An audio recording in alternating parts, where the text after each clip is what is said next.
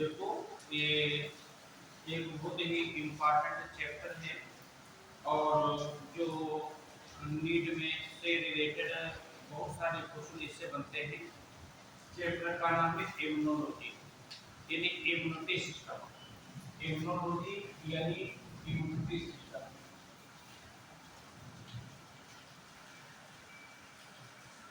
Immunity system, ये immunity system है क्या? इम्यूनिटी है क्या? तो सबसे पहले थोड़ा सा इंट्रोडक्शन समझेंगे। ये हम सब ये हम सबको जानकारी है कि हमारा जो शरीर है ये चारों ओर से विभिन्न प्रकार के रोग उत्पन्न करने वाले जो सूक्ष्म जीव होते हैं जिनको रोगाणु कहते हैं उनसे घिरा रहता है। यानी हमारा जो शरीर है चारों ओर से रोग उत्पन्न करने वाले जो रोगाणु होते हैं जिनको हम वायरस बैक्टीरिया है ना, वायरस बैक्टीरिया प्रोटोजोन्स विभिन्न प्रकार के स्पोर्स, ठीक है, इन सब से घिरा रहता है। ये जो इन सभी को हम एंटीजन कहते हैं यानी ऐसे फॉरेन एजेंट्स जो डायरेक्टली या इनडायरेक्टली रूप में हमारे शरीर के अंदर प्रवेश करते रहते हैं। जैसे कि भोजन के माध्यम से प्रवेश करते रहते हैं, जल के माध्यम से प्रवेश करते रहते हैं, जंतुओं के काटने से आ जाते हैं या कीटों के काटने से आ जाते हैं। ऐसे बहुत से ना जाने कितने जो है मेथड हैं जिनके द्वारा ये जो बाहरी एजेंट्स होते हैं, फॉरेन एजेंट्स होते हैं, हमारे बॉडी के अंदर आते रहते हैं और रोग उत्पन्न करते रहते हैं। वास्तव में करते रहते हैं, रोग उत्पन्न करते हैं। लेकिन प्रकृति ने इन रोगाणु को नष्ट करने में, प्रकृति ने हमारे शरीर की सुरक्षा करने के लिए, ठीक है, हमारे शरीर के अंदर एक विशिष्ट प्रकार का सिस्टम प्रदान किया है। और वो सिस्टम क्या करता है? वो सिस्टम आए हुए जितने भी प्रकार के रोगाणु होते हैं उनको नष्ट करता रहता है, जिससे हमारा शरीर स्वस्थ बना रहता है। बात यहाँ तक। अब एक परिभाषा यहाँ पर बनाई, द एबिलिटी ऑफ बॉडी, शरीर की वो क्षमता, the ability of body to fight against foreign agents. Foreign agents जैसे बैक्टीरिया, वायरस, प्रोटोजोन्स और भी इसी प्रकार के, इसी को क्या कहते हैं? इम्यूनिटी कहते हैं। और यदि study of immunity, study of immunity, इसको हम कहते हैं इम्यूनोलॉजी कहते हैं। इम्यूनोलॉजी कहते हैं, इम्यूनोलॉजी, स्टडी ऑफ इम्यूनिटी निकाल इम्यूनोलॉजी। अब ये जो इम्यूनिटी है, ध्यान दें यहाँ पर, इसका क्या एक क्लासिफिकेशन है। तो इन्हीं जो इम्यूनिटी है, इम्यूनिटी है, इस इम्यूनिटी को हमने दो भागों में बांटा है, ठीक है। एक जो इम्यूनिटी है, इस इम्यूनिटी को हम कहते हैं इन्नेट इम्यूनिटी। इन्नेट इम्यूनिटी कहते हैं। हम इस इम्यूनिटी को हम हेरिडिटी इम्यूनिटी भी कहते हैं।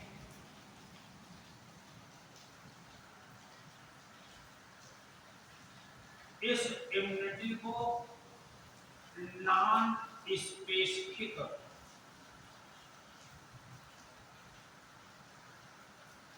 इम्यूनिटी के नाम से जानते हैं। जो सेकंड टाइप की इम्यूनिटी होती है उसको हम कहते हैं एक्वायर्ड इम्यूनिटी कहते हैं।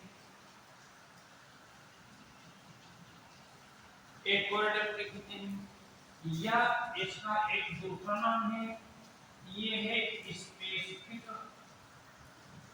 इम्यूनिटी कहते हैं। तो सबसे पहले हमने क्या बताया कि इम्यूनिटी को कहने मतलब क्या हुआ, शरीर की वो क्षमता जो आए हुए बाहरी जो एजेंट्स होते हैं, है ना, उनको लड़ने के लिए, है ना, उनसे लड़ करके शरीर की सुरक्षा प्राप्त करते हैं, उसी को क्या कहते हैं, इम्यूनिटी। इम्यूनिटी कहते हैं। इस इम्यूनिटी को हमने दो भागों में डिवाइड किए हैं। एक पार्ट है उसको कहते हैं इन्नेट इम्यूनिटी, क्या कहते हैं, इन्नेट इम्यूनिटी। और सेकंड क्या है, एक्वायर्ड इम्यूनिटी। क्या है, इन्नेट इम्यूनिटी, और सेकंड क्या है, एक्वायर्ड इम्यूनिटी। समझ लीजिए यहाँ पर ये जो इन्नेट इम्यूनिटी, ध्यान यहाँ पर, ये इम्यूनिटी इन बार होती है, इन बार होती है। इन बार का मतलब क्या हुआ, ये इम्यूनिटी जन्मजात होती है, जन्मजात होती है। यदि एक बच्चे का जो जन्म होता है वो एक इम्यूनिटी के साथ होता है। यदि एक बच्चे का जो जन्म होता है वो इम्यूनिटी के साथ जन्म होता है। और ये जो इम्यूनिटी होती है ये पेरेंट्स से, यदि माँ बाप से उनके संतानों में पहुंच जाते हैं। तो इस इम्यूनिटी को हम हेरिडिटी इम्यूनिटी के नाम से भी जानते हैं। ठीक है, क्या कहते हैं, हेरिडिटी इम्यूनिटी के नाम से भी जानते हैं। और ये जो इम्यूनिटी होती है आए हुए जो पैथोजेंस होते हैं उनके लिए कुछ विशिष्ट रिस्पांस मतलब अनुक्रिया नहीं देते हैं, इसीलिए इसको हम नॉन स्पेसिफिक इम्यूनिटी के नाम से जानते हैं। अब दूसरा क्या है, जिसको कहते हैं एक्वायर्ड इम्यूनिटी। तो ये इम्यूनिटी ये डेवलप होती है, develops after the birth, after the birth at any stage of life. ऐसी इम्यूनिटी जो जन्म के बाद जीवन की किसी भी अवस्था में विकसित होती है, तो उस इम्यूनिटी को क्या कहते हैं, एक्वायर्ड इम्यूनिटी। इसकी हिंदी में कहते हैं उपार्जित प्रतिरक्षा, उपार्जित प्रतिरक्षा। समझ में चला यहाँ पर। ठीक, तो दो प्रकार की इम्यूनिटी आपने पढ़ी, यानी इम्यूनिटी को हमने दो भागों में वर्गीकृत किया। इन्नेट इम्यूनिटी जिसको हम क्या कहते हैं हिंदी में सहज प्रतिरक्षा। ठीक है, यानी ये इम्यूनिटी जन्म के समय से ही विकसित होती है। हम यूं कह सकते हैं कि एक बच्चे का जन्म एक इम्यूनिटी के साथ होता है। ये इम्यूनिटी किसी भी जीवधारी में, किसी भी मनुष्य में उसके माता पिता से प्राप्त हुई है, और उस बच्चे से जो अगली पीढ़ी बनेगी, अगली पीढ़ी में स्थानांतरित हो जाएगी। इसीलिए इसको हम क्या कहेंगे, हम हेरिडिटी इम्यूनिटी भी कहेंगे। ये जो इम्यूनिटी होती है आए हुए जो पैथोजेंस होते हैं उनके लिए, पैथोजेंस मतलब क्या होता है, रोग उत्पन्न करने वाले सूक्ष्म जीव, रोगाणु, उनके लिए विशिष्ट अनुक्रिया प्रोवाइड नहीं करती है, रिस्पांस नहीं देती है, इसीलिए इसको हम नॉन स्पेसिफिक इम्यूनिटी कहते हैं। ये समझ यहाँ पर।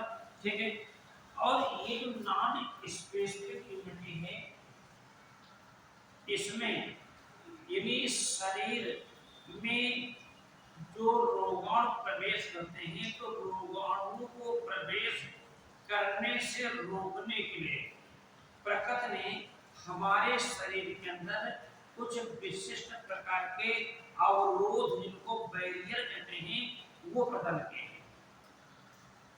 यदि रोगाणु को यदि पैथोजेंस को शरीर के अंदर प्रवेश करने से रोकने के लिए प्रकृति ने हमारे शरीर के अंदर कुछ विशिष्ट प्रकार के अवरोध प्रदान किए हैं। तो वो कौन कौन से अवरोध होते हैं, यानी इसमें कौन कौन से बैरियर्स होते हैं, तो सबसे पहले इन बैरियर्स को हमने 4 कैटेगरी में डिवाइड किया, 4 कैटेगरी में डिवाइड किया। ये 4 कैटेगरी कौन कौन सी होती है? फर्स्ट जो होती है उसको कहते हैं फिजिकल बैरियर।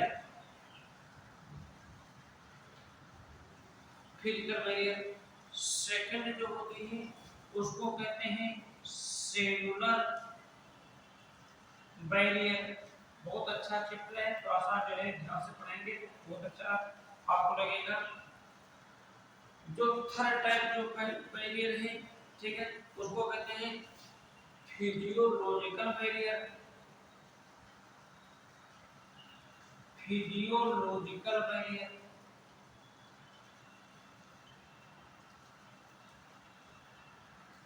और इसी प्रकार से चौथा जो बैरियर आएगा उसको साइटोकाइनिन बैरियर कहेंगे। साइटोकाइनिन बैरियर कहेंगे।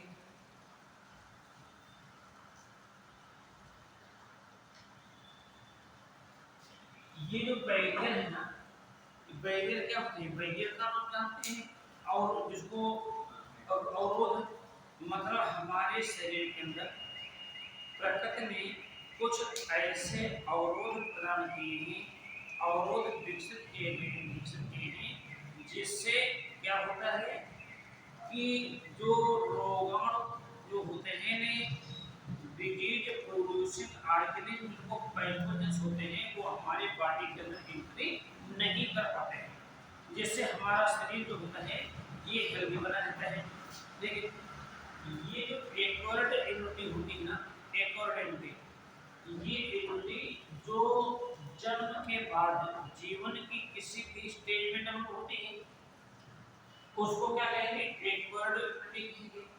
ये आए हुए रोगाणु के लिए एक विशिष्ट अनुक्रिया, विशिष्ट मतलब स्पेसिफिक रिस्पांस प्रोवाइड करती है, इसलिए इसको क्या कहते हैं? स्पेसिफिक इम्यूनिटी कहेंगे। ये इम्यूनिटी नेक्स्ट जनरेशन में ट्रांसमिट नहीं होती है, तो इट इज हेरिटेबल इम्यूनिटी। समझ चाहिए बस। ये जो एक्वायर्ड इम्यूनिटी होती है इसको हम 2 भागों में डिवाइड करते हैं, 2 भागों में डिवाइड करते हैं। एक पार्ट कहलाता है जिसको कहते हैं एक्टिव इम्यूनिटी,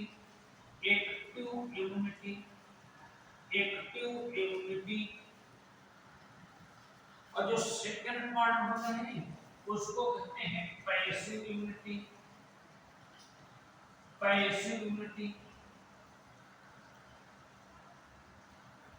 एक्टिव इम्यूनिटी और पैसिव इम्यूनिटी ये 2 प्रकार की इम्यूनिटी है। एक्टिव जो इम्यूनिटी कैसे विकसित होती है और पैसिव इम्यूनिटी कैसे विकसित होती है? ये एक्टिव इम्यूनिटी जो होती है ये हमारे शरीर में ये 2 तरीके से विकसित हो जाती है। एक तरीका होता है जिसको कहते हैं नेचुरल इन्फेक्शन, यानी बाई नेचुरल इन्फेक्शन, और सेकंड जो तरीका होता है उसको artificial infection, by artificial infection.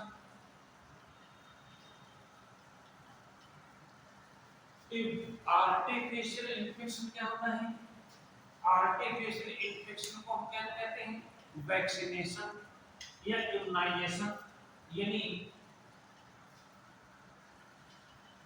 Vaccination vaccination या इसको इम्यूनाइजेशन कहेंगे।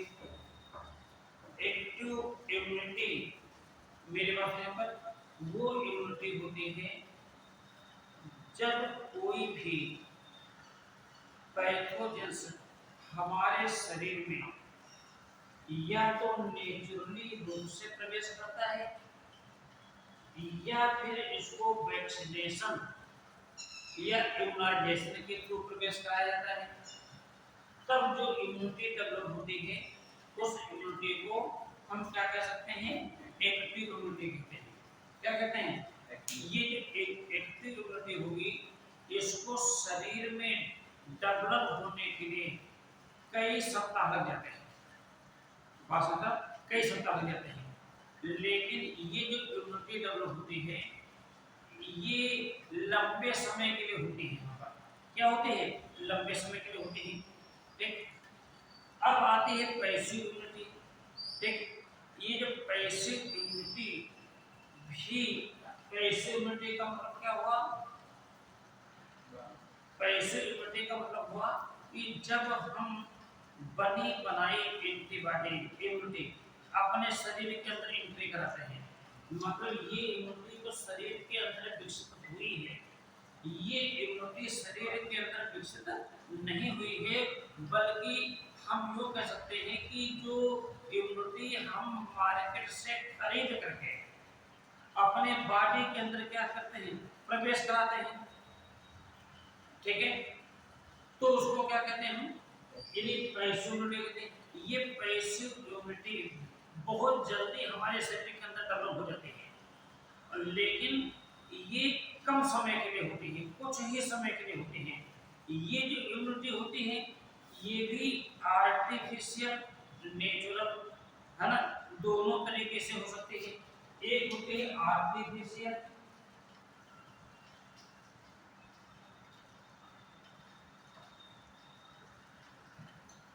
आर्टिफिशियल हो सकती है, ठीक है, और दूसरी होती है नेचुरल।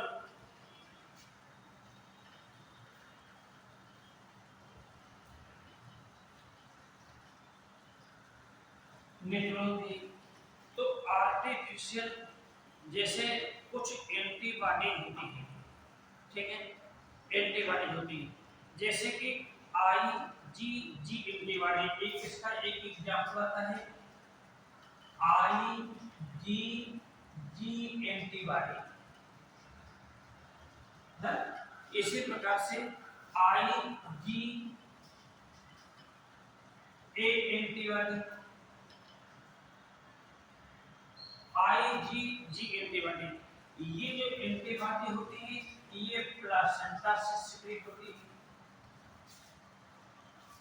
और IgA एंटीबॉडी ये कोलोस्ट्रम से विकसित होती है। प्लासेंटा कोलोस्ट्रम सब लोगों ने ह्यूमन एम्ब्रियो डेवलपमेंट में पढ़ा है। प्लासेंटा क्या होता है कि डेवलपिंग फीटस का संबंध है मदर की यूट्राइन वॉल से एक टिश्यूज के थ्रू होता है जिसको प्लासेंटा कहते हैं, और इसी प्लासेंटा से एक एंटीबॉडी रिलीज होती है और इस एंटीबॉडी को IgG एंटीबॉडी कहते हैं। और ये एंटीबॉडी ब्लड के थ्रू फीटस में जाती हैं और फीटस में, है ना, जब ये पहुंचती हैं तो फीटस में जो इन्फेक्टियस डिजीज जो हो सकते हैं उनकी संभावना ना के बराबर हो जाती है। ठीक है, इसी प्रकार से IgA एंटीबॉडी ये मिल्क के कोलेस्ट्रॉल में पाई जाती है। कोलेस्ट्रॉल क्या होता है? जो पहला दूध होता है, फर्स्ट मिल्क, वो बिल्कुल व्हाइट कलर का नहीं होता, हल्का सा पीला होता है, तो उसको हम कोलेस्ट्रॉल कहते हैं। ये एक मेडिसिन होती है क्योंकि इसमें ये एंटीबॉडी होती है। तो जब ये एंटीबॉडी मदर से कहाँ पहुंचेगी? फीटस के बॉडी में आएगी, मिल्क के थ्रू आएगी। तो फीटस में जो इन्फेक्टियस डिजीजेज होंगे, जो पैथोजेंस जो डिजीज प्रोड्यूस करेंगे वो किल्ड हो जाएंगे और फीटस की बॉडी एक नॉर्मल तरीके से क्या होगी, ये बनी रहेगी। ठीक है, ये जो नेचुरल है ना, नेचुरल जो होगी पैसिविटी, जिसको हम एंटी सीरम के नाम से भी जानते हैं, natural anti serum, anti serum, natural anti serum. तो नेचुरल एंटी सीरम में क्या होता है कि जब ध्यान देंगे यहाँ पर, ये हमारे शरीर का कोई भाग जैसे कट गया ना लोहे से, तो क्या कहते हैं, टिटनेस ना हो जाए, कहीं टिटनेस ना हो जाए, तो इसके लिए हम क्या करते हैं, एटीएस, एंटी सीरम टिटनेस, है ना, एटीएस यानी एंटी सीरम, है ना, यानी एंटी टिटनेस सीरम, यानी ये क्या करते हैं, एक इंजेक्शन लगाते हैं।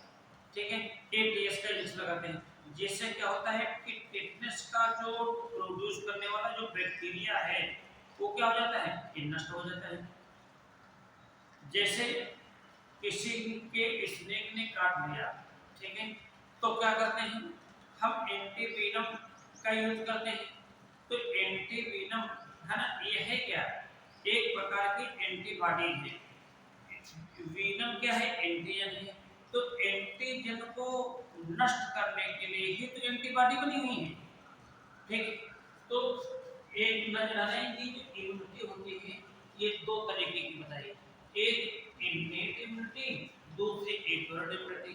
ठीक, इन्नेट इम्यूनिटी जो जन्म से डेवलप होती है और ये जन्म के बाद डेवलप होती है, लाइफ की किसी भी स्टेज में डेवलप होती है। इन्नेट इम्यूनिटी है ना, इन्नेट इम्यूनिटी से रिलेटेड कुछ महत्वपूर्ण बैरियर हैं। ये बैरियर वो बैरियर होते हैं जो किसी भी माध्यम से, डायरेक्टली इनडायरेक्टली माध्यम से, जो पैथोजेंस होते हैं उनको बॉडी के अंदर एंट्री करने से रोकने का कार्य करते हैं। ठीक है, अब ये जो बैरियर्स हैं ये चार तरीके के होते हैं। हम एक एक बैरियर के बारे में थोड़ा सा डिस्कस करने जा रहे हैं। तो हेडिंग पड़ जाएगी barriers of innate immunity. Barriers of innate immunity.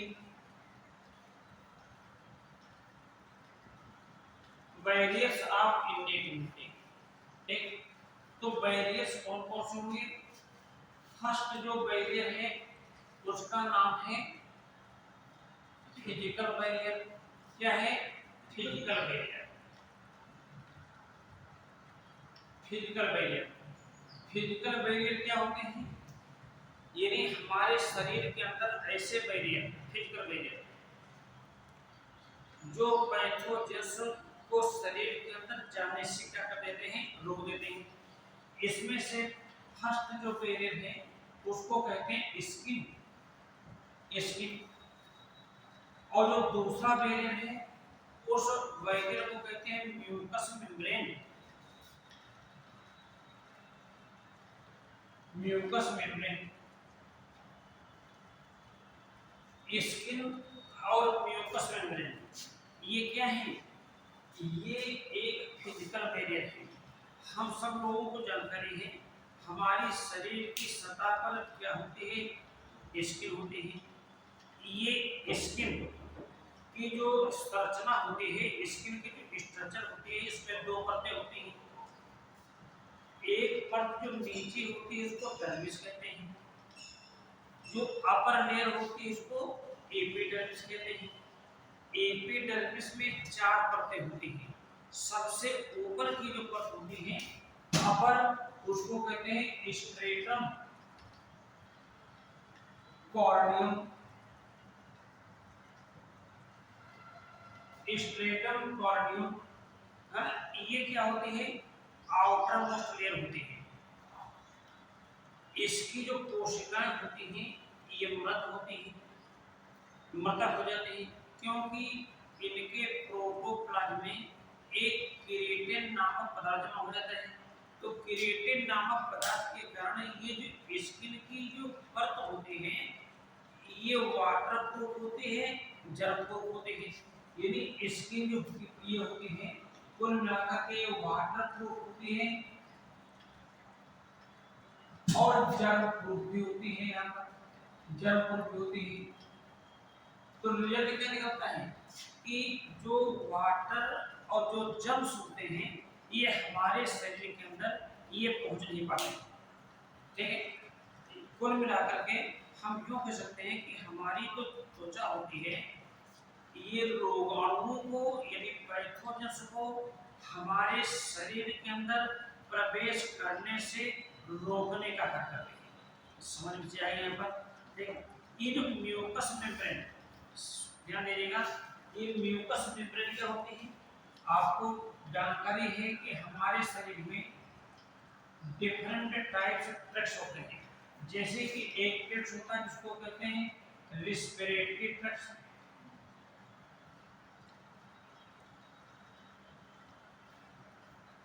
कौन सा ट्रैक्ट होता है? Respiratory tract. इसी प्रकार से जो दूसरा ट्रैक्ट है, ठीक है, वो कौन सा कहलाता है ना? गैस्ट्रोइंटेस्टाइनल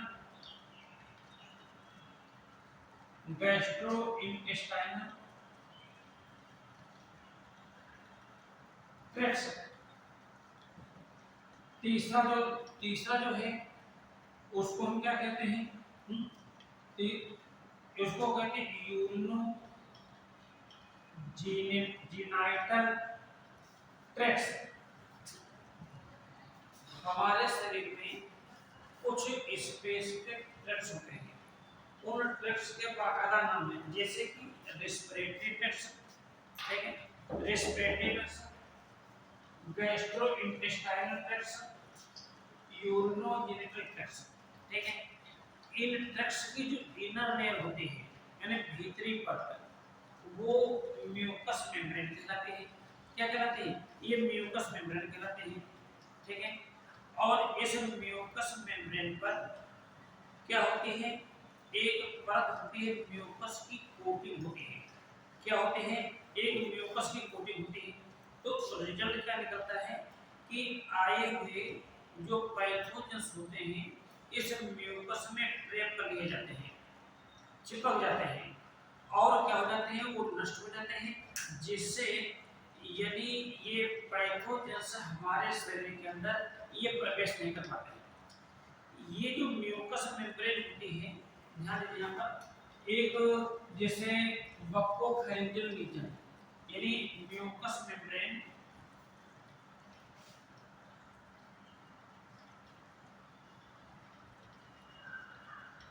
आप बक्कोफैरिंजियल रीजन,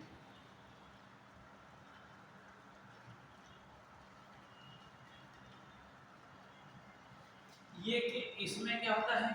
इसमें सिलिया प्रेजेंट होते हैं। क्या प्रेजेंट होते हैं? ये सिलिया प्रेजेंट होते हैं।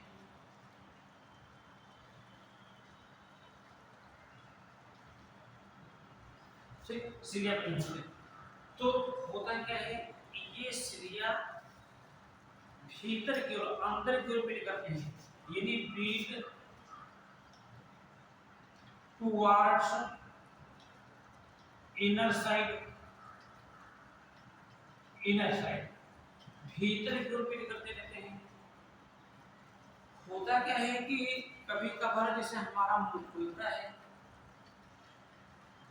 तो ये जो पैथोजेंस होते हैं हमारे माउथ कैविटी में आ जाते हैं।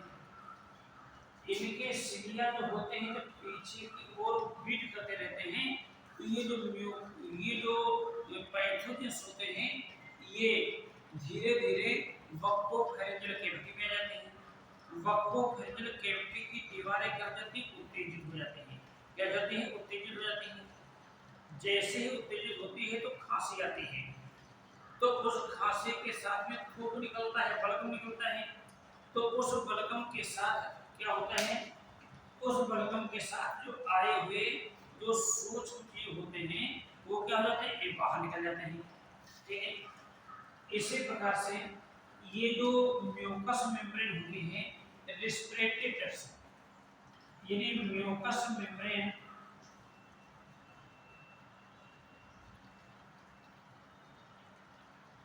ऑफ रेस्पिरेटरी ट्रैक्ट,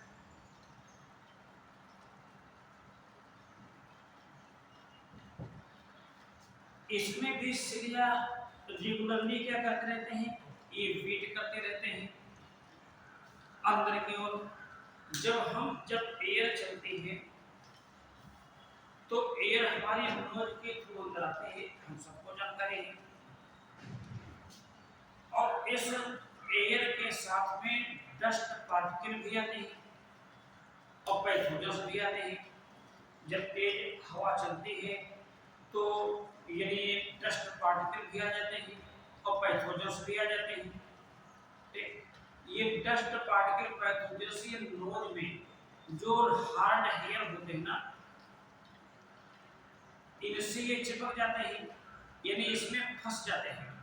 यानी हार्ड हेयर एक प्रकार से छन्ने के रूप में कार्य करती है। किस रूप में कार्य करती है, छन्ने के रूप में कार्य करती है, एयर छन करके आती है। बाकी बचे हुए जितने भी जो पैथोजन्स होते हैं, ये नोज जो नेजल पैसेज होता है उसकी जो दीवार होती है उसमें जो म्यूकस मेम्ब्रेन है ना, उस पर जो म्यूकस प्रेजेंट है रसा पदार्थ उससे चिपक जाते हैं। सिलिया जब गति करते हैं तो ये पीछे की ओर बढ़ता रहता है और जैसे ही फेरेंक्स में आता है तो फेरेंक्स की दीवार क्या होती है, उत्तेजित हो जाती है। क्या हो जाती है, उत्तेजित हो जाती है। तो क्या आते हैं, खांसी आती है। तो उस खांसी के साथ बलगम बाहर निकलता है, थू बाहर निकलता है। तो उसके थ्रू ये विभिन्न प्रकार के जो रोगाणु होते हैं जिसको पैथोजन्स कहते हैं, ये हमारे बॉडी के बाहर आ जाते हैं। तो हमने यहाँ पर क्या बताया कि हमारी स्किन में वो कौन सी लेयर होती है जिसको स्ट्रेटम कॉर्नियम कहते हैं। स्ट्रेटम कॉर्नियम कहते हैं। ये वाटर प्रूफ होती है, जल प्रूफ होती है और ये पैथोजन्स को बॉडी के अंदर एंट्री नहीं करने देती है। हमारे शरीर में अनेकों प्रकार के ट्रैक्ट्स पाए जाते हैं, जैसे कि respiratory tracts, gastrointestinal tracts, urinogenital tracts. इन ट्रैक्ट्स की जो इनर लेयर होती है उसको म्यूकस एपिथेलियम कहते हैं। तो एपिथेलियम तो म्यूकस क्या कहते हैं, क्योंकि इसकी एपिथेलियम में म्यूकस सेल्स होती हैं। ये म्यूकस सेल्स एक लसलसे पदार्थ को सिक्रीट करके रहती हैं। ये लसलसे पदार्थ के प्रेजेंस में होता क्या है कि जो पैथोजन्स सांस के थ्रू यानी एयर के थ्रू, रेस्पिरेशन के थ्रू या फूड के थ्रू आ जाते हैं तो इसमें फंस जाते हैं। सिलिया इनके पीछे की रुगत करते रहते हैं, जिससे क्या होता है ये पदार्थ मतलब ये जो पदार्थ और साथ साथ माइक्रोब्स या पैथोजन्स ये भी पीछे को बढ़ते रहते हैं। और जैसे ही फेरेंक्स में आते हैं तो फेरेंक्स की बात क्या करती है, ये इरिटेट हो जाती है। जब इरिटेट हो जाती है तो क्या होता है ना, ये कफिंग होती है। जब कफिंग होती है तो बलगम बाहर निकलता है और उस बलगम के साथ ये जो आए हुए जितने भी पैथोजन्स होते हैं ये बाहर आ जाते हैं। तो बताइए भाई, ये कुल मिलाकर के ये हमारे शरीर की सुरक्षा होगी नहीं, यहाँ होगी।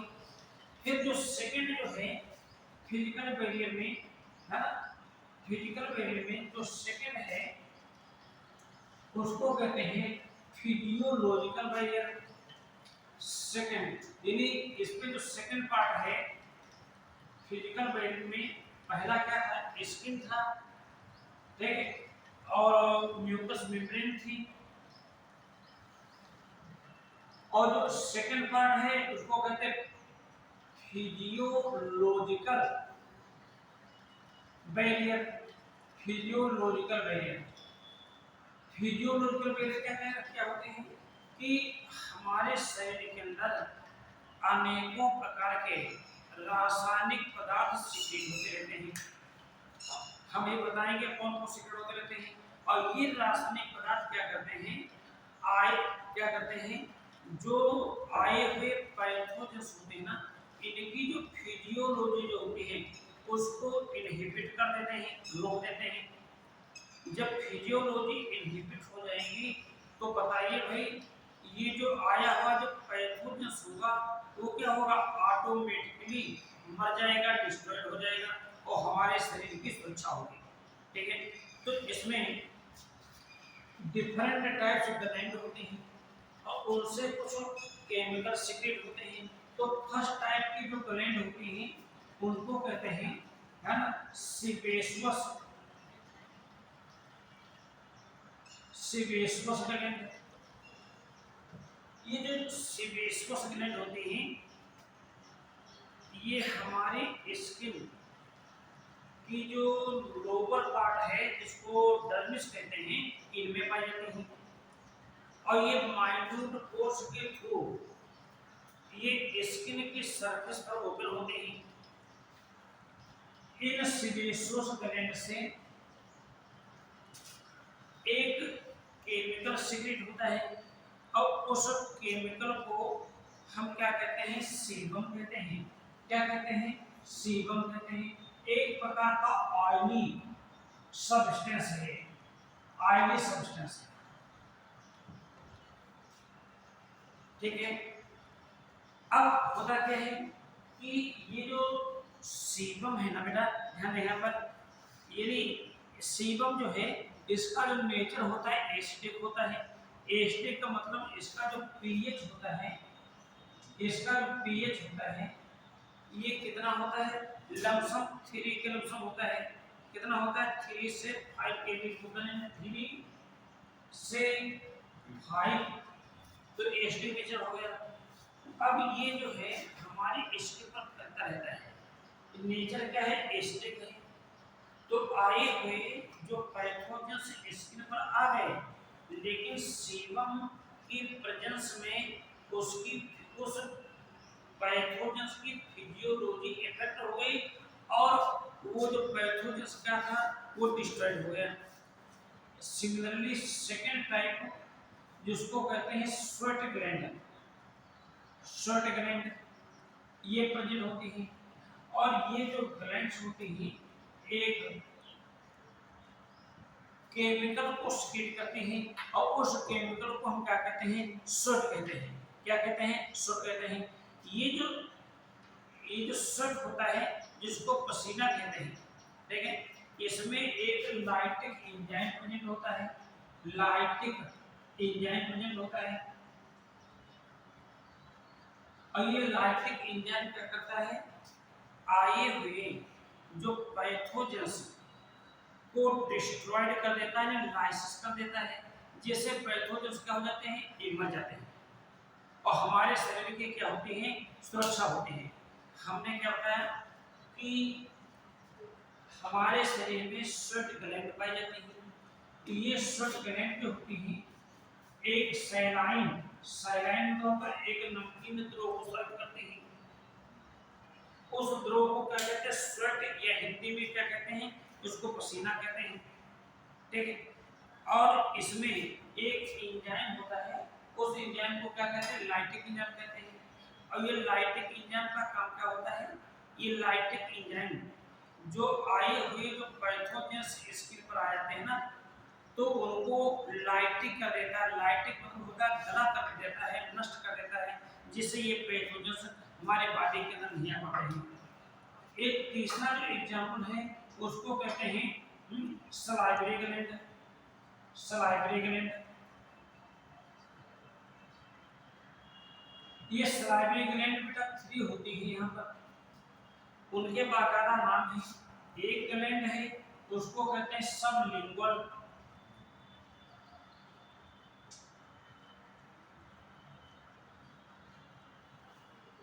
दूसरी होती है सबमैक्सिलरी, थर्ड होती है पैरोटिड। ये 3 ग्लैंड होती हैं। तो इन ग्लैंड से एक स्लाइटली एसिडिक फ्लूइड सीक्रेट होता है, स्लाइटली एसिडिक फ्लूइड सीक्रेट होता है। अब उस एसिडिक फ्लूइड को हम जानते हो क्या कहते हैं, यानी सलाइवा कहते हैं। क्या कहते हैं, सलाइवा कहते हैं, जिसको हिंदी में लार कहते हैं। ठीक है, तो ये सलाइवा काम काम क्या करता है, ये सलाइवा जो फूड के थ्रू जो different types disease producing organism ये आ जाते हैं, तो उनको क्या कर देता है, ये गला देता है, इन्हें नष्ट कर देता है। समझ में चाहिए यहाँ पर। ठीक है, यानी तो यानी सलाइवरी ग्लैंड डाइजेस्टिव सिस्टम का पार्ट है। सलाइवरी ग्लैंड 3 पेयर्स होती है, उनके नाम मालूम होने चाहिए, सबलिंगुअल, सबमैक्सिलरी, पैरोटिड। ये ग्लैंड्स यानी एक्टिवेट होकर के एक सैलाइन, सैलाइन मतलब नमकीन, हम सैलाइन फ्लूइड को सिक्रेट करते हैं, जिसको हम क्या कहते हैं, सलाइवा कहते हैं। क्या कहते हैं, सलाइवा कहते हैं। सलाइवा का नेचर स्लाइटली एसिडिक होता है, न टोटल एसिडिक नहीं होता है, यानी स्लाइटली क्या होता है, एसिडिक होता है। ये जो सलाइवा किस प्रकार से इम्यूनिटी सिस्टम का पार्ट बनाता है, यदि भोजन के थ्रू डिफरेंट टाइप्स जो पैथोजेंस होते हैं यदि बॉडी के अंदर आ जाते हैं, ठीक, तो क्या होता है, यदि भोजन के थ्रू तो वक्कल कैविटी में ये जो सलाइवा होता है वो आए हुए पैथोजेंस को क्या कर देता है, नष्ट कर देता है, जिससे ये पैथोजेंस हमारी बॉडी के अंदर नहीं जा पाते हैं।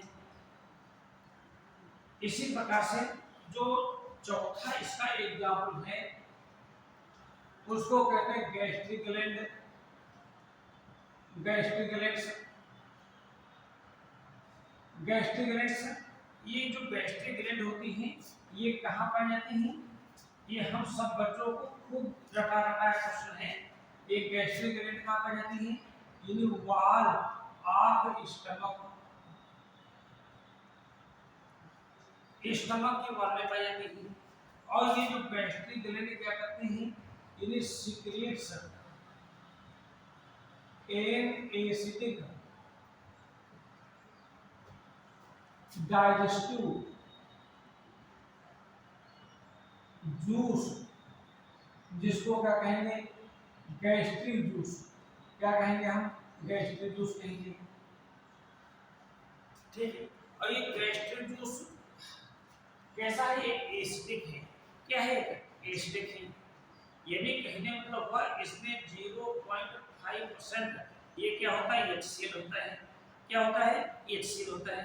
इसका जो pH होता है ये कितना आता है, ये 1.5 से ये 2.5 या 2.0 तक होता है।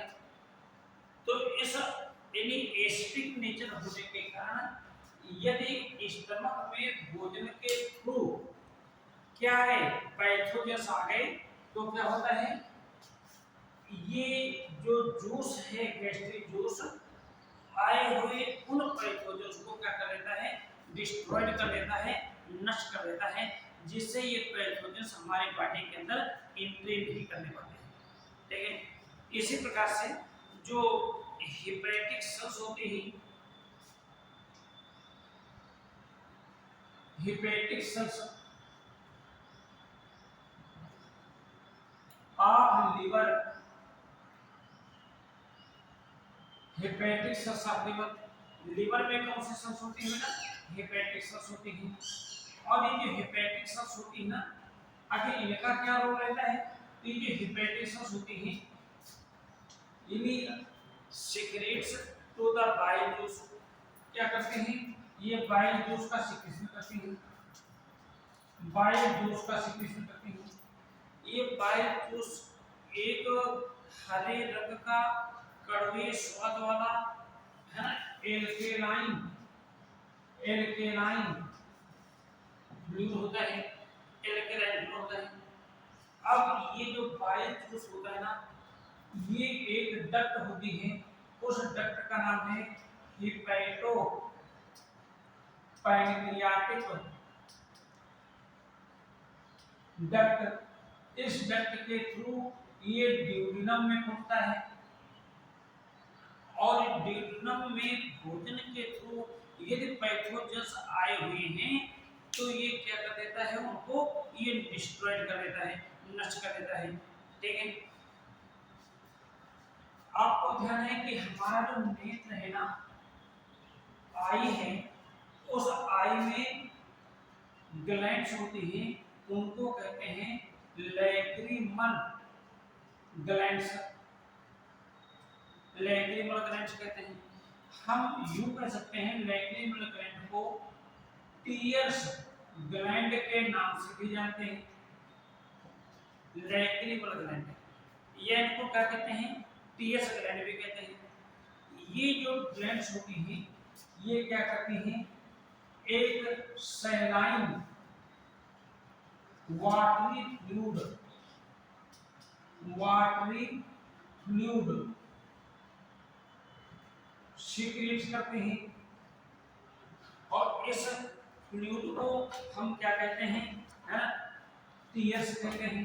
क्या कहते हैं, टीयर्स कहते हैं, आंसू कहते हैं। ठीक, जब कोई भी पैथोजन या डस्ट पार्टिकल,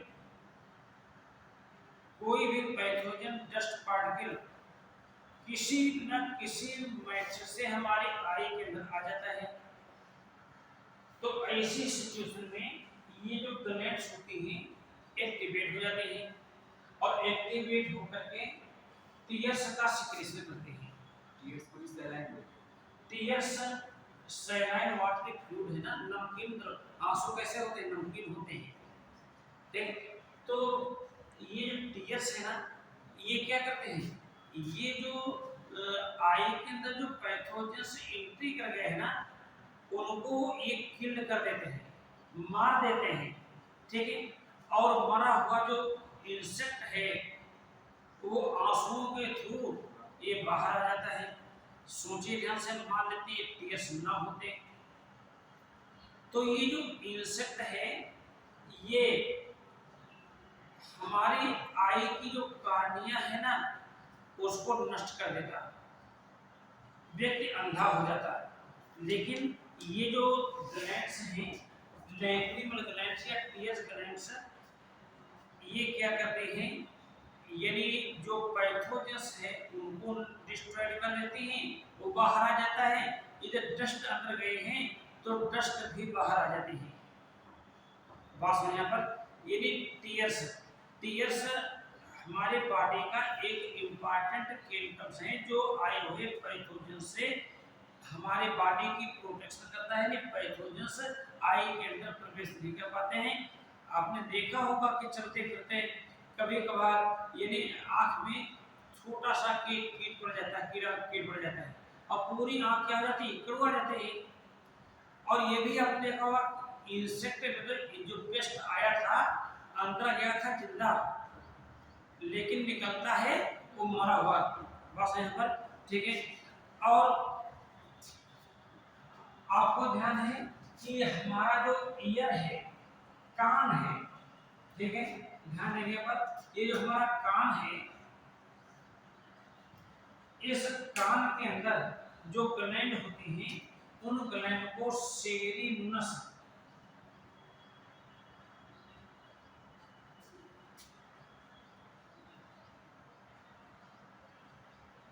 सेरिनुस ग्लैंड कहते हैं, सेरिनुस ग्लैंड कहते हैं।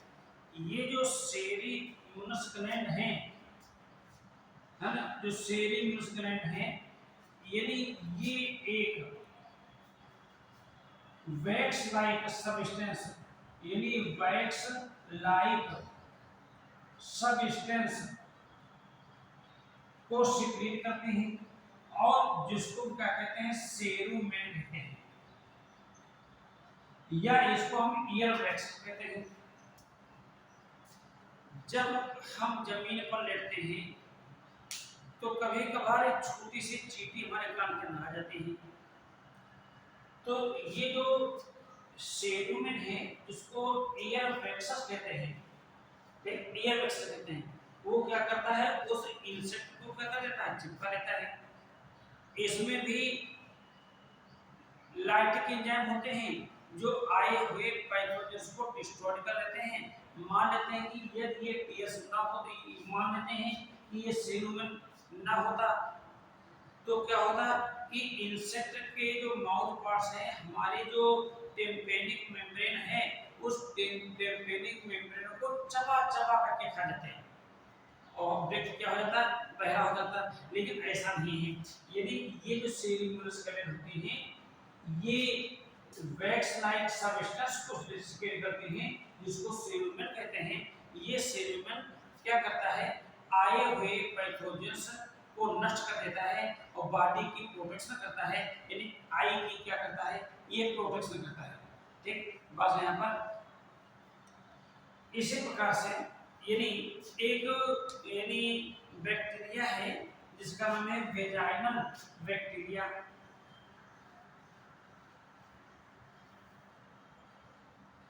वेजाइनल बैक्टीरिया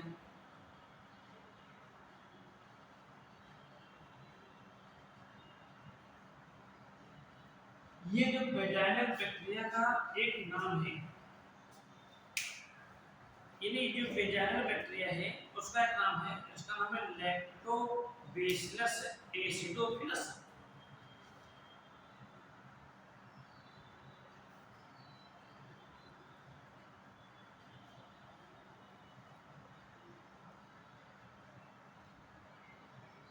ये बैक्टीरिया एक यूजफुल बैक्टीरिया होता है, ये हार्मफुल बैक्टीरिया नहीं होता है। ये बैक्टीरिया कई इंपॉर्टेंट फंक्शन को करता है। पहला जो फंक्शन होता है इस बैक्टीरिया का, यानी inhibits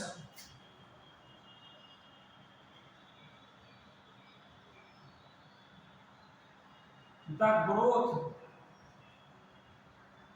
and development of inhibits the growth and development of pathogens। Pathogens है ना, वो ग्रोथ और डेवलपमेंट के लिए क्या करना, स्टिमुलेट यानी रोक देना।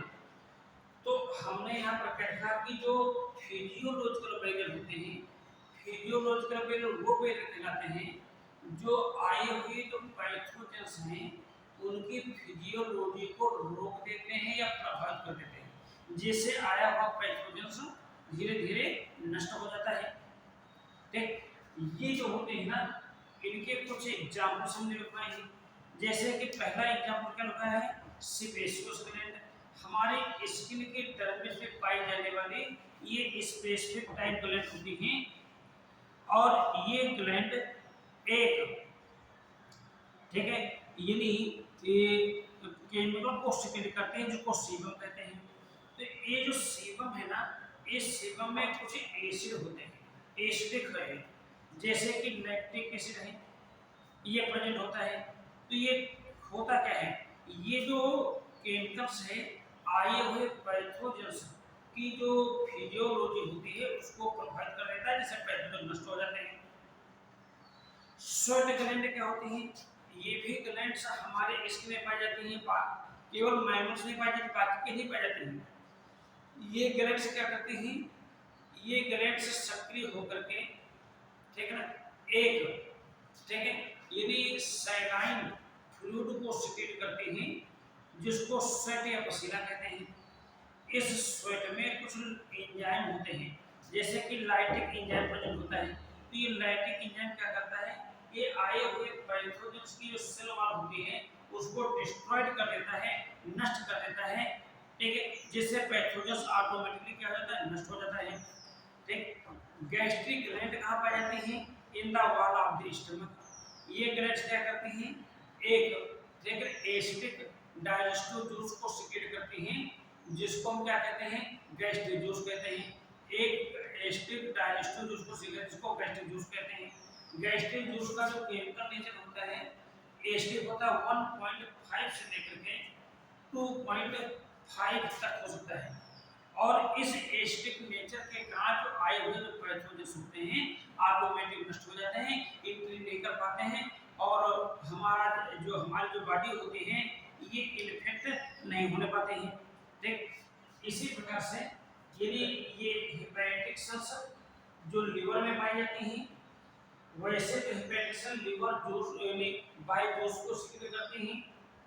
ठीक जब इसकी अमाउंट ज़्यादा होने लगती है यानी ये एल्कलाइन है, इस ट्यूब के थ्रू ट्यूबुलर में आता है, तो ये हमारी बॉडी की प्रोटेक्शन करता है। लैक्रिमोग्रेनेट्स को टीएल ग्लैंड कहते हैं। तो ये है फिजियोलॉजिकल वेरिएंट, समझ में आ गया यहाँ पर। अच्छा पानी पीने थोड़ा सा।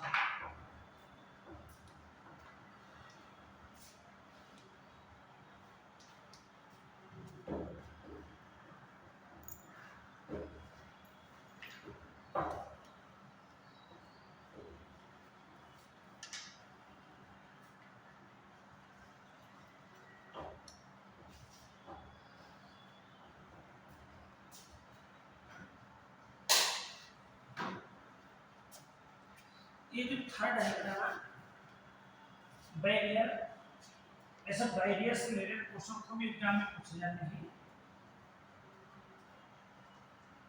जैसे कि है ना बायोजूस किस प्रकार पैथोजन को डिस्ट्रॉय करता है, टीएस किस प्रकार से पैथोजन को डिस्ट्रॉय करता है, टीएस में क्या प्रेजेंट होता है ना, ये सब इस प्रकार से क्वेश्चन पूछे जाते हैं। थर्ड जो है उसको कहते हैं है ना सेलुलर बैरियर।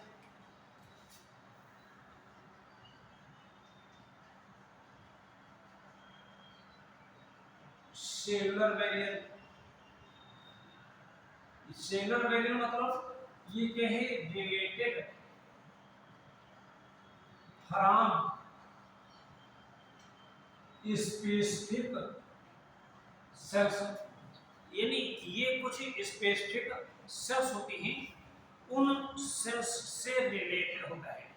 ये जो सेल्स होती हैं ये क्या करते हैं, आए हुए पैथोजेंस को या तो इनगल्फ कर देते हैं या फिर उनको इनगल्फ कर लेते हैं, खा लेते हैं, या फिर उनको क्या करते हैं डिस्ट्रॉय कर देते हैं। इनमें से एक प्रकार की जो सेल होती है फर्स्ट वाली, उनको कहते हैं पॉलीमॉर्फिक न्यूक्लियर है ना ल्यूकोसाइट्स।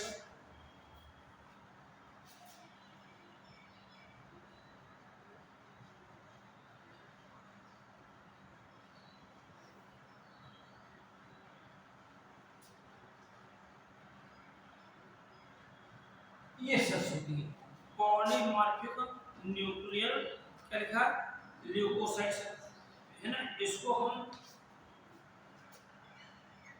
पी एम एन के साथ हम जानते हैं। ये है क्या, ये सेल्स ये एक प्रकार की न्यूट्रो एक प्रकार की न्यूट्रो सेल्स होती हैं, यानी जिसको हम कहते हैं डब्ल्यूबीसी न्यूट्रोफिल्स होती हैं।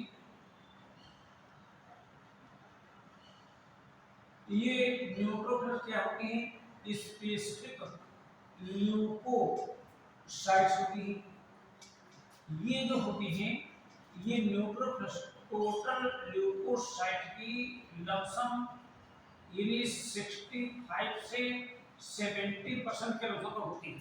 65 से लेकर के 70% तक ये क्या होती हैं, ये ल्यूकोसाइट्स होती हैं। ये जो ल्यूकोसाइट्स होती हैं ध्यान देंगे यहाँ पर, ठीक है, ये किस प्रकार की होती हैं, ये अमीबॉइड सेल होती हैं। यहाँ पर अमीबॉइड सेल होती है इस प्रकार से। इनका जो न्यूक्लियस होता है ना ये पॉलीमॉर्फिक होता है, यानी न्यूक्लियस पॉलीमॉर्फिक, यानी पॉलीमॉर्फिक होता है कि डिफरेंट लोड होते हैं इसमें, different load in nucleus,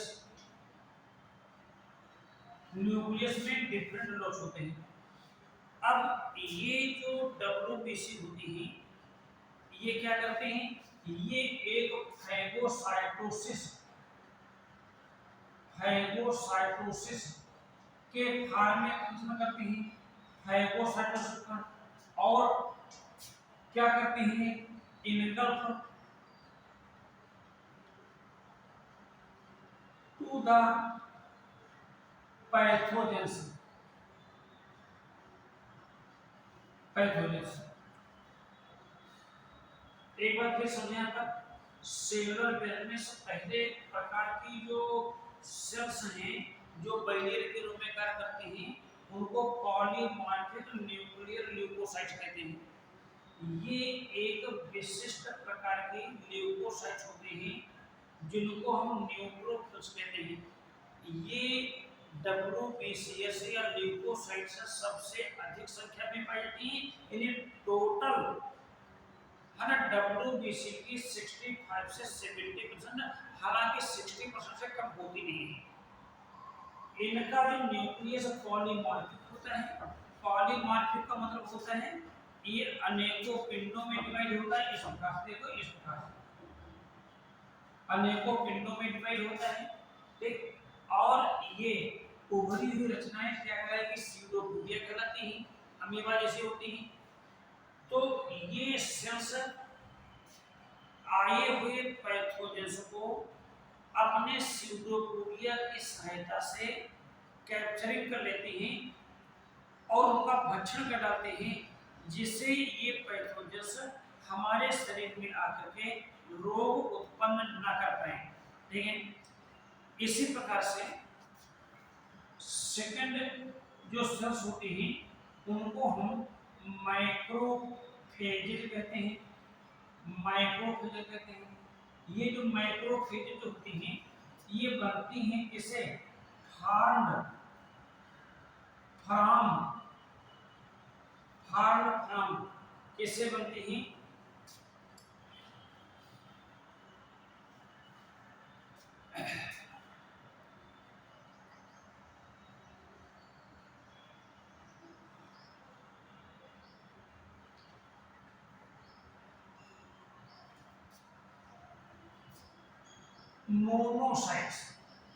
monocytes. ये जो माइक्रोफेज होती है इनका निर्माण मोनोसाइट्स होता है। ये मोनोसाइट्स भी एक स्पेसिफिक टाइप WBC से स्पेसिफिक, ये WBC से ये जो मोनोसाइट्स होती है, ध्यान देना, मोनोसाइट जो होती है ये कैसे होती है, स्फेरिकल होती है। ये होती कैसे हैं, स्फेरिकल है इस प्रकार से। लेकिन जैसे ही कोई पैथोजेंस बॉडी के अंदर एंट्री करता है ये अपना शेप चेंज कर लेती है। ये इस प्रकार से इरेगुलर शेप हो जाती है, लार्ज शेप हो जाती है। तब इन्हीं को हम क्या कहते हैं, माइक्रोफेजेज कहते हैं। क्या कहते हैं, माइक्रोफेजेज कहते हैं। ये एक क्या है, मोनोसाइट्स है। देखिए अब ये माइक्रोफेजेज क्या करते हैं, बहुत तेजी से उस स्थान पर आते हैं जहां पर पैथोजेंस होता है और अपने सीडोपोडिया से पकड़ करके उनका भक्षण कर लेते हैं, इनगल्फ कर लेते हैं। इसलिए इनको हम एक प्रकार से वांडरिंग है ना माइक्रोफेजेज के नाम से जानते हैं। वांडरिंग है ना, बस यहाँ पर माइक्रोफेजेज के नाम से जानते हैं। होता क्या है, जैसे मान लेते हैं, ध्यान दें यहाँ पर ये एक क्या है, ब्लड वेसल्स है। इसके अंदर ये ब्लड भरा हुआ है। यहाँ पर इसमें डिफरेंट टाइप ब्लड कॉर्पसेस हैं, RBC है, WBC, प्लेटलेट्स हैं। ये जो होती है ना, ये वाले इनको कहते हैं मोनोसाइट्स। क्या कहते हैं, मोनोसाइट्स कहते हैं, ठीक, मोनोसाइट कहते हैं। ठीक, ये मोनोसाइट्स जैसे ही इनकी वॉल की कांटेक्ट में आती हैं तो ये फिल्ट्रेट होकर के ये टिश्यू फ्लूइड में आती हैं और वहां पर के आकर के ये अमीबा के इसी स्ट्रक्चर में चेंज हो जाते हैं। अब इनको हम मैक्रोफेज कहेंगे, क्योंकि ये बड़े साइज के माइक्रोब्स को, है ना, यानी भक्षण यानी इनकल्प करने का कार्य करती है। यहाँ पर शरीर के अलग अलग हिस्सों में, अलग अलग पार्ट में जो मैक्रोफेज होती हैं उनको अलग अलग नाम से जाना जाता है।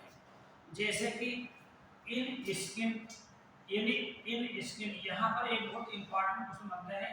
इन स्किन में पाई जाने वाली जो माइक्रोफेजेज होती हैं उनको कहते हैं हिस्टियोसाइट्स।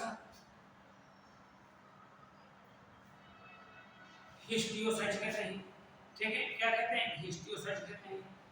ये सब क्या है, मैक्रोफेजेज हैं। इसी प्रकार से इन लीवर में जो पाई जाती हैं उनको कहते हैं कुकुर सेल्स। कुकुर सेल्स कहते हैं, कुकुर सेल्स कहते हैं। इसी प्रकार से है ना, ये जो है ब्रेन में जो पाई जाती हैं तो उनको कहते हैं reticulo in brain. Reticulo endothelial cells कहते हैं। इसी प्रकार से लंग्स में भी प्रेजेंट होते हैं।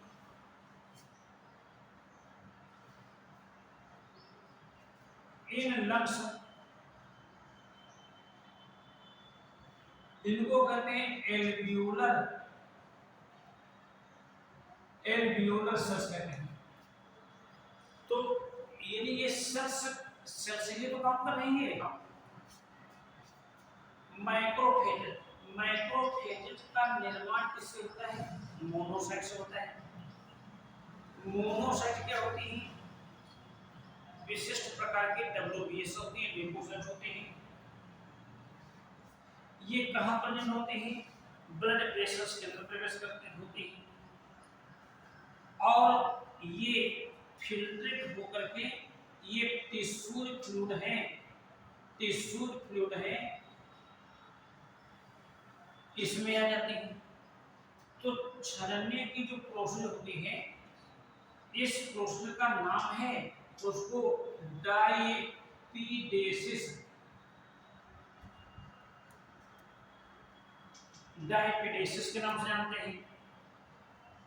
यहां पर आकर के जब टिश्यू फ्लूइड में आएंगे तो ये जो स्फेरिकल डब्ल्यूबीसी हैं ये अपना शेप चेंज कर लेंगी, अमीबा के आकार की हो जाएंगी और इनको हम मैक्रोफेज कहेंगे। अब ये अपने सीटोप्लाज्म की हेल्प से बहुत फुर्ती से, बहुत तेजी से उस स्थान पर आएंगे जहां पर पैथोजेंस होता है और उनको क्या करते हैं, पकड़ करके खा लेते हैं, ठीक, जिससे पैथोजेंस हमारे शरीर के अंदर प्रवेश नहीं करते हैं और बाहर पर प्रवेश नहीं करते हैं और हमारा शरीर जो होता है ये स्वस्थ बना रहता है।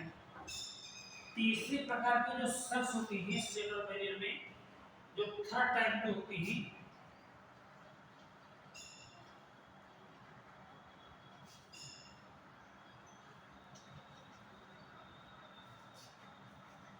उनको कहते हैं natural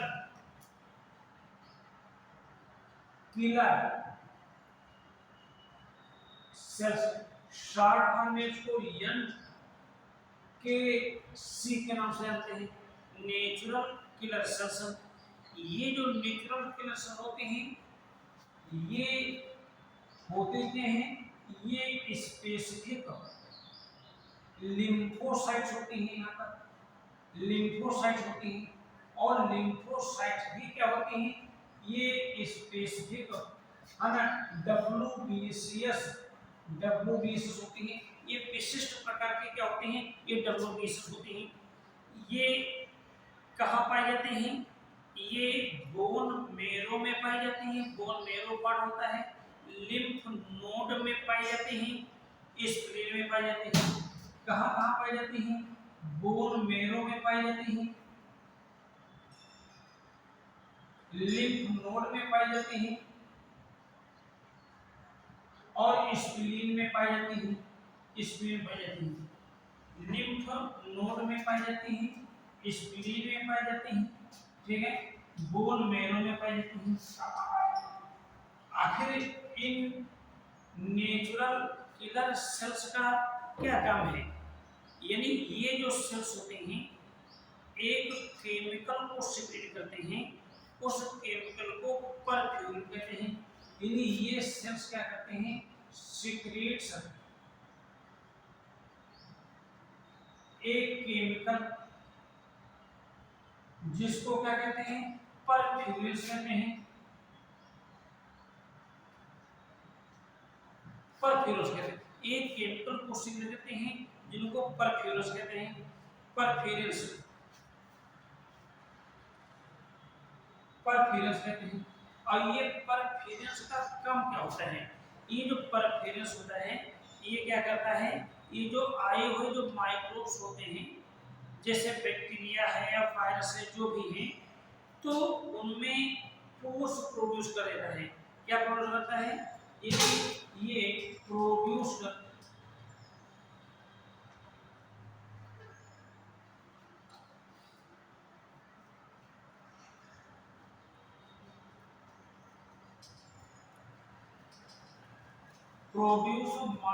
minute pore in the cell wall of pathogens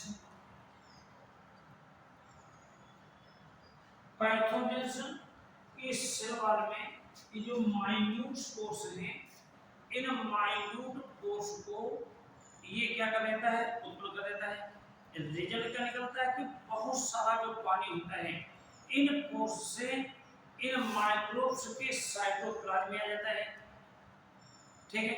जब साइटोप्लाज्म में आ जाता है तो क्या जाता है? ये पैथोजेंस क्या हो जाते हैं? ये मर जाते हैं, नष्ट हो जाते हैं, ठीक है। कहने मतलब क्या हुआ? ये नेचुरल फिनेसेस, नेचुरल प्राकृतिक मानव कोशिकाएं, ये नेचुरल किलर सेल्स, ये एक विशिष्ट प्रकार की लिम्फोसाइट्स होती हैं। लिम्फोसाइट्स एक प्रकार की डब्ल्यूबीसी होती हैं।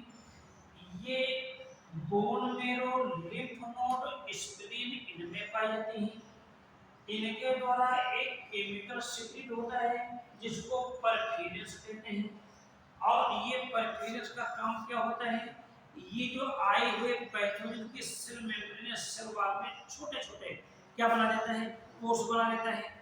और इन पोर्स के बनने से क्या होता है कि वाटर जो होता है अंदर प्रवेश करता है, लगातार प्रवेश करता रहता है, ठीक है। और जब पानी ज्यादा जाता है तो माइक्रोब्स फट जाता है, यानी उसकी क्या हो जाती है? डेथ हो जाती है। एक जो अगला पार्ट है ना, नेचुरल किलर सेल के बाद ये जो नेचुरल किलर है, इसके बाद जो नेक्स्ट पार्ट है, उस नेक्स्ट पार्ट का नाम है कंप्लीमेंट प्रोटीन, है ना। कंप्लीमेंट, है ना, कंप्लीमेंट प्रोटीन।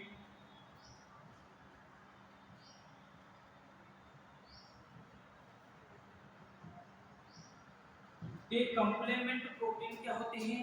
यानी ये बनी होती है, यानी made up of 20 amino acid, यानी 20 अमीनो एसिड के अणुओं से बनी हुई क्या होती है? एक प्रोटीन होती है।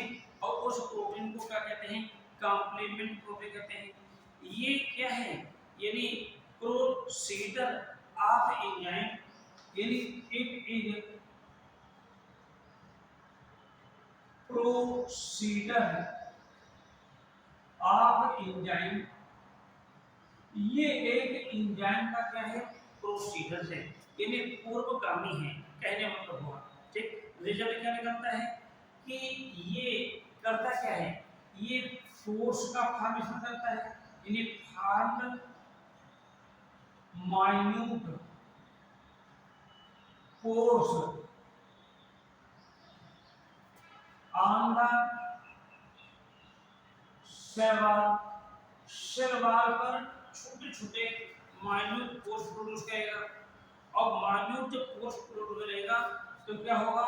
More amount of the the water enters in the cells, any more amount of water enters in the cells, सेल्स के अंदर बहुत सारा पानी आ जाएगा, जिससे जो सेल्स यानी पैथोजन सेल्स का मतलब क्या हुआ है, पैथोजन सेल का मतलब क्या हुआ यहाँ पर पैथोजन। तो अधिक वाटर के प्रेजेंस में क्या हो जाएगा कि जो पैथोजन्स हैं वो क्या हो जाएंगे, किल हो जाएंगे और ये हमारी बॉडी के अंदर नहीं आ पाएंगे और रोगों की सुरक्षा होती रहेगी। ठीक है, एक है जिसको कहते हैं इसी में यानी इन्फ्लेमेटरी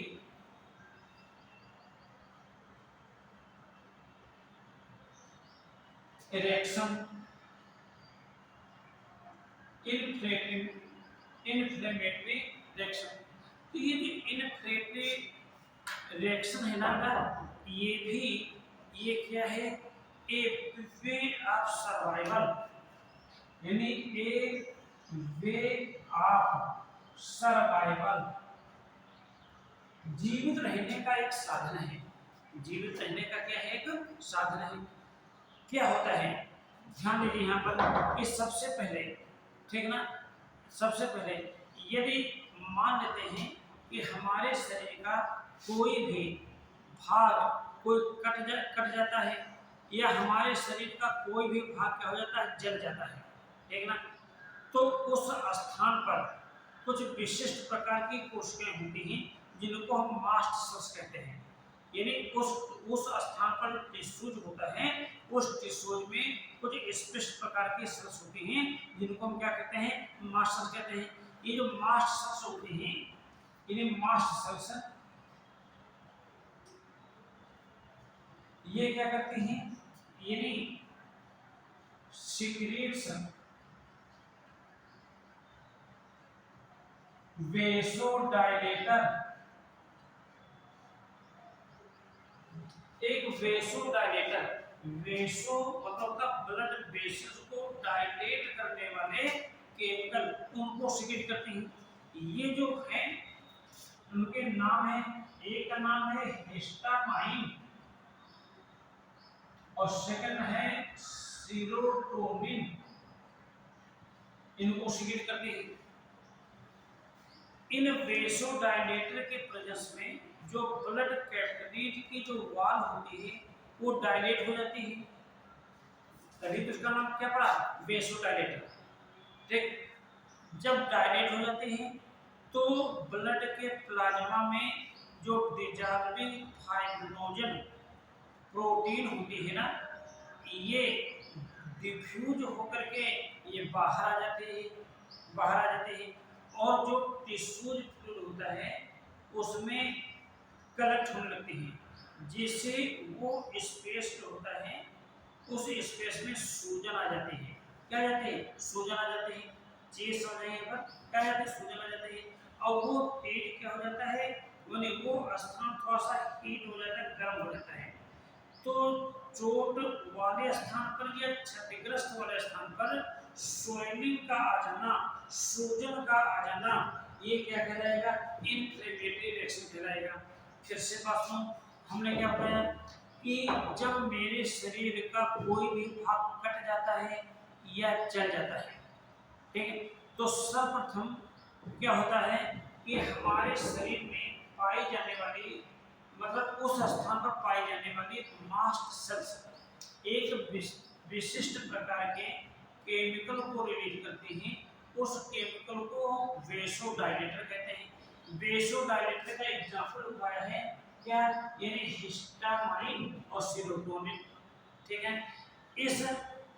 इन दोनों वेसोडाइलेटर की वजह में जो ब्लड वेसल्स की जो वॉल होती है ना, ये फैल जाते हैं, उसकी परमेबिलिटी इंक्रीज हो जाती है। तो जैसे ही परमेबिलिटी इंक्रीज होती है तो ब्लड वेसल्स में जो डिसॉल्विंग फाइब्रिनोजन नामक प्रोटीन होती है वो ब्लड वेसल्स से निकल करके डिफ्यूज होकर के जो टिश्यू फ्लूइड है उसमें आ जाते हैं। जब आ जाएगी तो वो स्थान फूलने लगेगा, सूजन आ जाएगी बाजार पर, ठीक है। तो क्षतिग्रस्त वाले स्थान पर स्वेलिंग के आ जाने के प्रोसेस को क्या कहते हैं? इन्फ्लेमेटरी रिएक्शन कहते हैं। क्या कहते हैं? इन्फ्लेमेटरी रिएक्शन कहते हैं। ये सुनेंगे पर, ठीक है। तो अब होता क्या है, इस स्थान पर जो विभिन्न प्रकार की जो मैक्रोफेज होती हैं बहुत तेजी से पहुंच करके आए हुए सूक्ष्म जीवों का भक्षण कर लेते हैं, है ना, और हमारे शरीर की एक प्रकार की सुरक्षा प्रदान करती हैं। आपने देखा होगा कि जब कोई कूड़ा जो होता है ना पक जाता है ना, तो जैसे हम मान लेते हैं कि कोई वहां कट गया, तो कट जाने वाले स्थान पर जो सूक्ष्म जीव होते हैं उनको जाने का एक रास्ता मिल जाता है। वैसे इसकी नहीं जा नहीं पाते हैं, और जैसे ही भाग को कटा तो क्या रहता है, ये बाहर आ जाने लगते हैं यहाँ पर, बस यहाँ पर, ठीक। और वहां पर पैथोजन, वहां पर डब्ल्यूबीसी होती है। तो इन पैथोजेंस डब्ल्यूबीसी के बीच में एक प्रकार का कंपटीशन स्टार्ट हो जाता है। तो उस कंपटीशन से होता क्या है, उस कंपटीशन से बहुत सारी डब्ल्यूबीसी नष्ट हो जाती हैं, पैथोजन नष्ट हो जाते हैं। ये सब मिलकर के क्या बना लेते हैं, ये सब मिलकर के एक यानी हल्के से पीले रंग का फ्लूइड बना लेते हैं जिसको पस कहते हैं। और जब वो पस निकल जाती है तो क्या हो जाती है, बॉडी हमारे क्या हो जाती है, नॉर्मल हो जाते हैं। ये समझ पर, ये तो हो गया क्या, ये नहीं सेलुलर बैरियर। तीसरे प्रकार के जो बैरियर होते हैं, फोर्थ टाइप के जो बैरियर होते हैं, फोर्थ टाइप के, उनको कहा जाता है ना, साइटोकाइनिन बैरियर। साइटोकाइनिन बैरियर, ये साइटोकाइनिन बैरियर्स क्या हैं? साइटोकाइनिन बैरियर्स, ठीक है ना। साइटोकाइनिन बैरियर, साइटोकाइनिन एक ही चीज है, साइटोकाइन बैरियर। तो साइटोकाइन बैरियर क्या होते हैं? ये साइटोकाइन बैरियर्स ये क्या होते हैं, एक प्रकार के एंटी पैथोजेंस प्रोटीन होती है। ये हैं एंटी पैथोजन प्रोटीन होती है, एंटी पैथोजन प्रोटीन होती है। ये जो एंटी पैथोजन प्रोटीन होती हैं, ये सीक्रेट कहाँ होती हैं, यानी which secrets from infected cells, infected cells. अब ये एंटी पैथोजन जो प्रोटीन होती है, ये क्या करती है, इन्हें protects to the nearest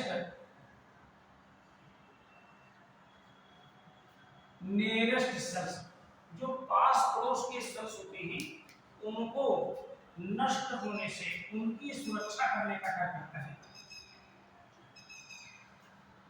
cytokine barrier वो बैरियर होते हैं, साइटोकाइन बैरियर एक प्रकार के एंटी पैथोजन प्रोटीन हैं जो इन्फेक्टेड सेल्स के थ्रू सिक्रेट होते हैं। इन्फेक्टेड सेल्स होते हैं वही सिक्रेट करते हैं, लेकिन ये प्रोटीन, ये निकटतम जो सेल्स होते हैं उनको संक्रमण से बचाने का कार्य करते हैं। ये जो होते हैं ना, ये तीन तरीके के होते हैं। एक होते हैं जिनका नाम है इंटरल्यूकिन।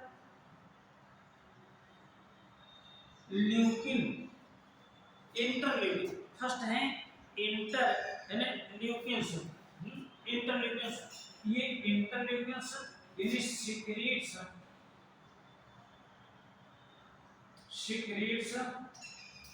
फ्रॉम ल्यूकोसाइट्स, ये ल्यूकोसाइट्स के थ्रू सीक्रेट होते हैं। एक होते हैं सेकंड, उनको कहते हैं लिम्फोकिन्स, है ना, लिम्फोकिन्स या लिम्फोकाइनेस।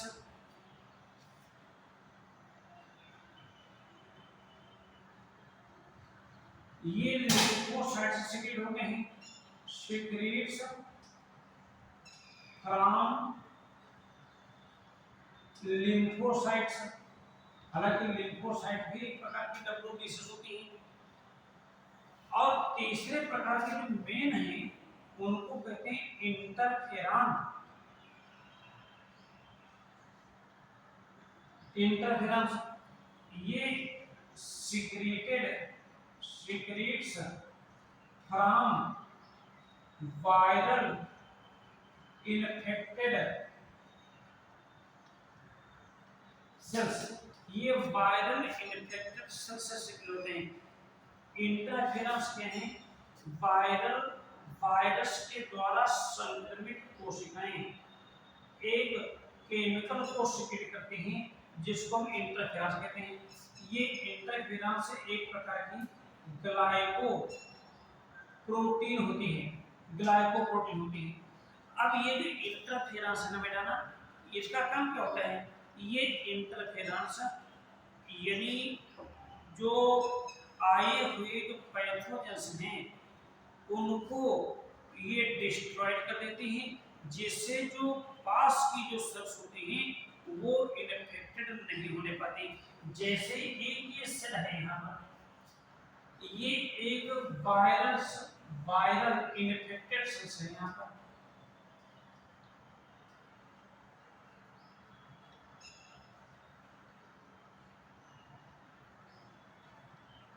और इस वायरल इन्फेक्टेड सेल से ये जो केमिकल सिक्रेट होता है बाहर की ओर, एक ग्लाइकोप्रोटीनेसो सब्सटेंस सिक्रेट होता है, इसी को हम इंटरफेरेंस कहते हैं। आइजैक और लिंडमान नामक साइंटिस्ट ने इसकी डिस्कवरी की थी।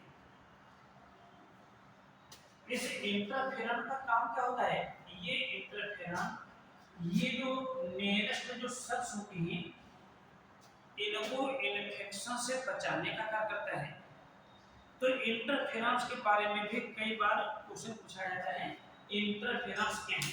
तो इंटरफेरेंस ये एक प्रकार की एंटीवायरल प्रोटीन ग्लाइकोप्रोटीन है। ये इसको हम एंटी है ना वायरल प्रोटीन भी कह सकते हैं, एंटीवायरल प्रोटीन है यहाँ पर।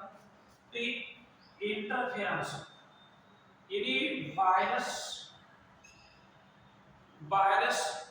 है ना इन्फेक्टेड सेल्स सीक्रेट्स ए एंटीवायरल प्रोटीन जिसको इंटरफेरॉन कहते हैं। ये एक ग्लाइकोप्रोटीन होती है। ये इंटरफेरॉन ये जो नियरेस्ट सेल्स होती हैं उनको वायरस से बचाने का कार्य करते हैं। ठीक है, आइजैक और लिंडमान नामक वैज्ञानिक ने इसकी खोज की थी।